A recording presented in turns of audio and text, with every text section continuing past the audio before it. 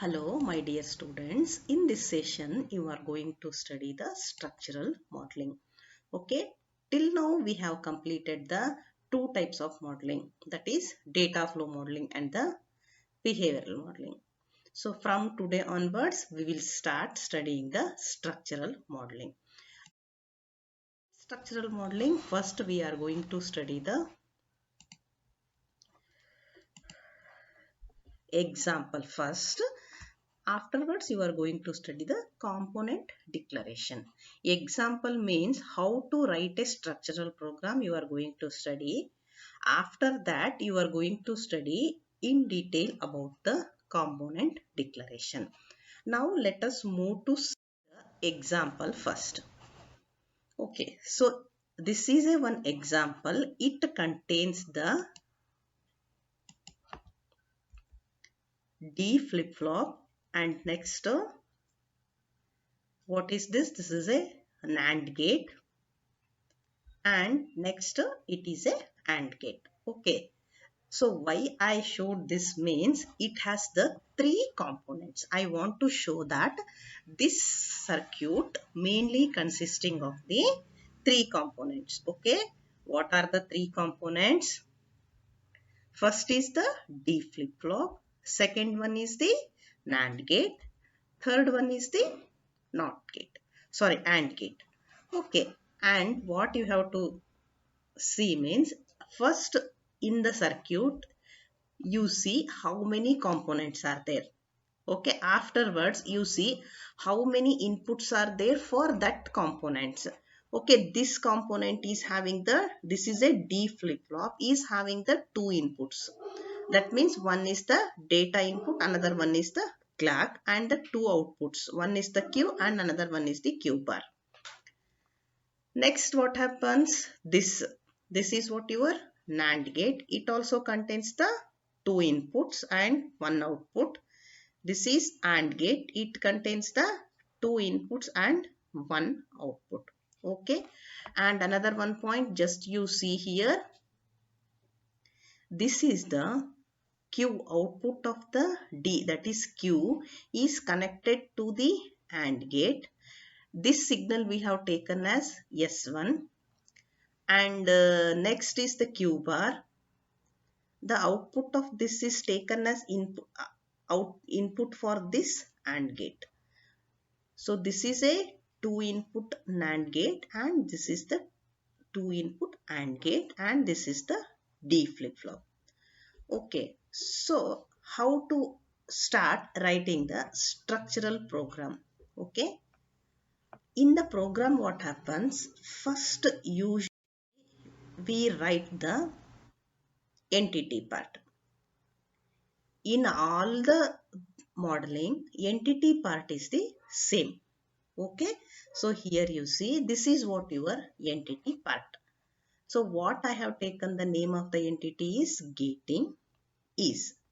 So what is the entity? Entity is nothing but it is actually the collection of inputs and outputs. How you have to take? Just you think that not just it is a one block. Okay, you think that presently this is one block. After that, how many inputs are there and how many outputs are there? You have to write in the entity. That becomes the entity.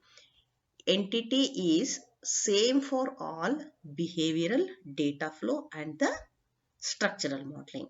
Okay, here only you are saying entity is the keyword. This is the name of the entity is and next is the port and what are the inputs? If I draw the one block here, what are the inputs? MR is the input, A is the input, CK is the input and DIN is it is of the type bit.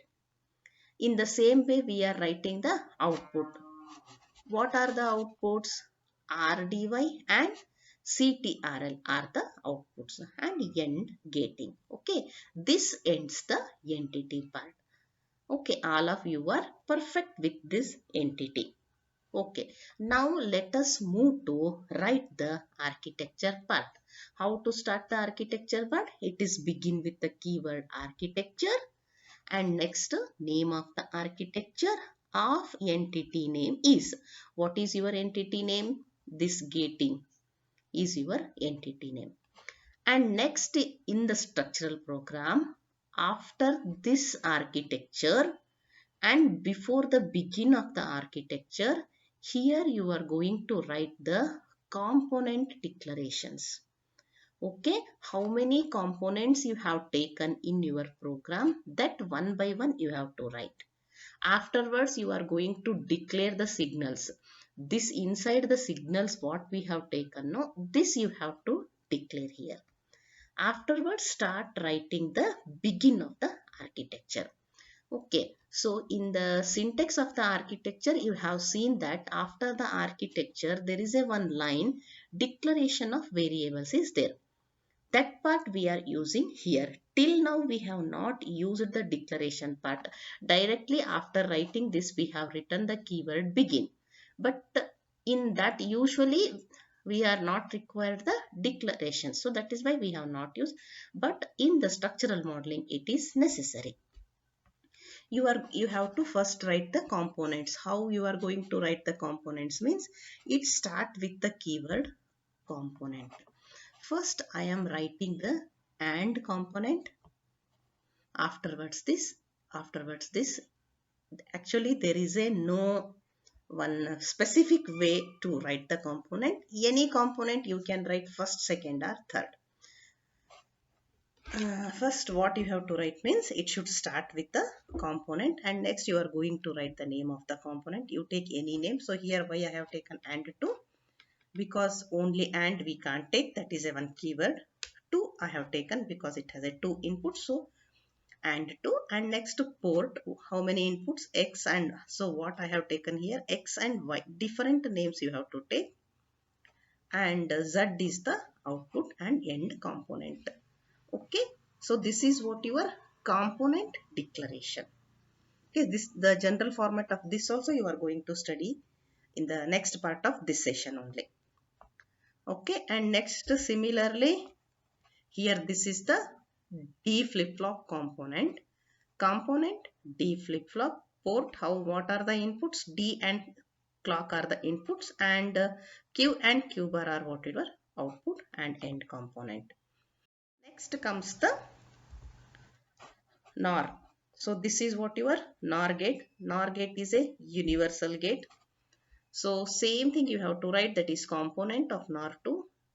A and B are the, don't take X and Y again, take the different names. Let us take A and B are of the in bits, and Z is the output and end component. Okay, and next what we have to write, we have to declare the signals also. What I told, this inside S1 and S2 is of the type bit and it is of the type signal. Okay, next you begin, and another one important point is here, we in the begin and end of the structure, that is end of the architecture, you have to map, that is called port map. Okay, this is called what, your port map. That is very important in the structural modeling. Actually the general format is also you are going to study in the next sessions, the port map. So what to do means, how many components you have to return, no, that components you have to port map. So it is called what, your uh, port label. Okay, this is what your port label, and next you take the name of the component. So for the D flip-flop we have taken DFF. Next you have to take the port map, this is the keyword, and here you have to write just you see this circuit, so that is why I have given the circuit here. According to this circuit, what are the inputs you have given? A and CK. A and CK. And what are the outputs? S1 and S2. That you have to mention in the port map. Okay. Similarly, this is for AND gate A1. So here I have taken it as a A1. And what is the component name I have taken in this example? AND2. Afterwards, port map. So just you go here and see what are the inputs for this one. First input is the S2, and second input is the DIN, the same name you take here, and what is the output? CTRL. And similarly, let us see the N1. N1 is nothing but what your NOR2, you have taken here the NOR2. And next port map, go and see the circuit. One input is MR, another input is S1, and what is the output? RDY. This is called the port map. Port map is very, very important in the structural modeling. Okay, afterwards you have to write the end and the name of the structure. Okay, and this is not the end of the structural program. Afterwards, what we have to do means, so you have declared these components of node, that is for the D flip-flop, NOR gate and AND gate. After the end of this architecture, here you have to write the behavioral model for the D flip-flop, NOR gate and the AND gate. Okay, so this is about the example. Next, let us move to the component declaration. So before that, I have said one or two points for your understanding. Okay, in this example, we have taken the three components, that is AND2, DFF and NOR2 are declared. Okay, and next, these components are initiated in the architecture body via three component instantiation statements, and the instantiated components are connected to each other via the signal S1 and S2. Next, the component instantiation statements are concurrent statements, and therefore their order of appearance in the architecture body is not important. Okay, what I told, so what I have actually, the order of this component instantiation, whatever you are declaring the components, no, they are called what? Component instantiation. The order is not important, okay, because they are the concurrent statements. That is why the order is not important. Another one point, a component can in general be instantiated any number of times. However, each instantiation must have a unique component label.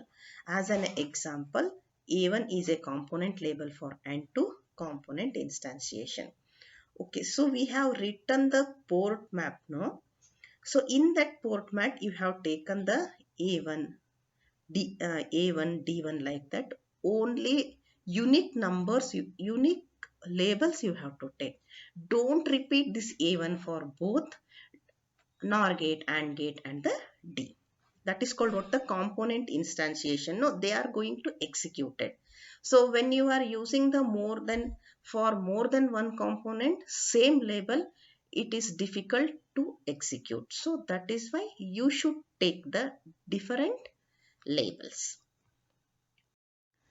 So till now what we have studied, that is one example of the structural modeling and some important point about the structural modeling. Now onwards you are going to study the syntax of component declaration, component instantiation. Okay, so today we are going to study the component declaration syntax. Okay, till now you understood where you have to declare the component and how you are going to declare. Okay, here you are going to study the importance of that component declaration and the syntax of the component declaration. Okay, what is this component declaration? A component instantiated in a structural description must first be declared using the component declaration. Next, a component declaration declares the name and the interface of the component. The interface specifies the mode and type of the ports. Okay, here it is saying that what do you mean by the component declaration? Component declaration is nothing but it declares the name of the component and interface of the components. Interface is nothing but what? The connections.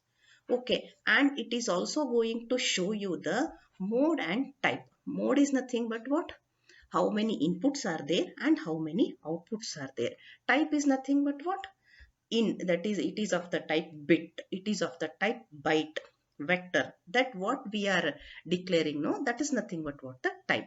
So okay, all these are declared in the component declaration part.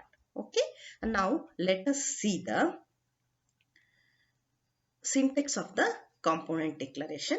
Before going to the syntax, another one point you have to remember, where we have to declare the component declaration. Component declarations appear in the declaration part of the architecture body. I already told you where you are going to declare the components. That is declared in the declaration part of the architecture body. If you want, you go and study the syntax of the architecture once again, so it is clear to you where the declaration part of the architecture comes. Okay, now let us move to the syntax of the component declaration. Okay, so this is what your syntax of the component declaration, that is component. So in the bold letter what I have written, these are what your keywords. Okay, component, and next you are going to write the component name and port. In the port you are going to write the list of interface ports and end of the component. Okay, this is called the general syntax of the component declarations. Okay, so I have given the some examples also here. Before going to study the example, here another one point for you. A component name may or may not refer to the name of already existing entity in the library. If it does not, it must be explicitly bound to entity. Otherwise, the model cannot be simulated. Once again, they are saying that component name should not be any keywords. Okay, that means that should not be existing in the library. Otherwise, it is not going to simulate. We are going to get some error. Okay, let us see the what do you mean by the list of interface ports. It specifies the name, mode and type for each port of the component in a manner similar to that specified in the entity declaration. In the entity declaration, what we are declaring, no, in, out, like that we are going to declare in the list of interface ports. Okay, here for your reference, I have taken the some examples for the component declarations. Already we see the example in the program. Here only this shows the component declaration example. That is component, name of the component, next port. This is called whatever list of interface ports. List of interface ports shows the name, type and the mode. Here A and B are of in and Z is of out and the end component. This is the one example, and similarly I have written the another example also. Okay, so here you see these are the inputs and this is the in out also is there and this is the vector is also there, and here the end component is there. Okay, end component you can write here or in the next line also you can write. Go through video again, meet in the next video.